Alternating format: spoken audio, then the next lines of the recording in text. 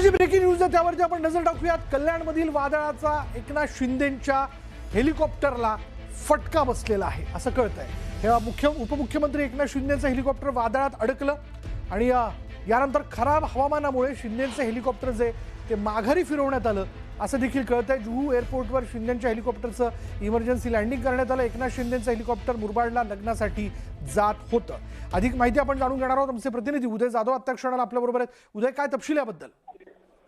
आपण पाहतो की शिवसेना मुख्य नेते आणि उपमुख्यमंत्री एकनाथ शिंदे हे काही वेळापूर्वीच महालक्ष्मी रेसकोर्स येथील हेलिपॅड येथून उड्डाण केलं होतं मुरबाड कल्याण येथे जाण्यासाठी। एका कौटुंबिक कार्यक्रमासाठी ते निघत होते, मात्र अचानक कल्याण परिसरामध्ये मोठ्याने वादळी वारे जे आहे ते सुरू झाले। पाऊस देखील काही प्रमाणात तिथे पडत असल्याची माहिती मिळते आहे।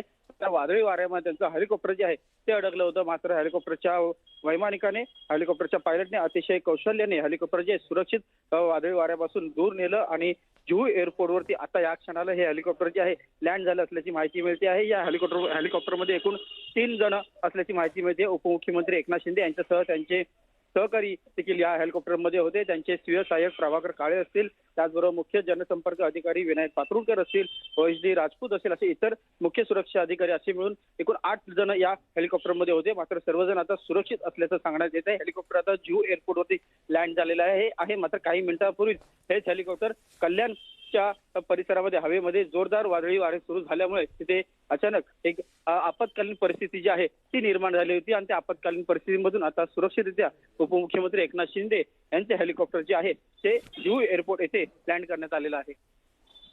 धन्यवाद उदय या सगळ्या माहितीबद्दल।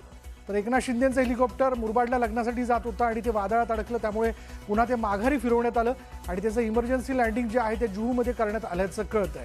कल्याणमधील वादळाचा शिंदेंच्या हेलिकॉप्टरला मोठा फटका बसला।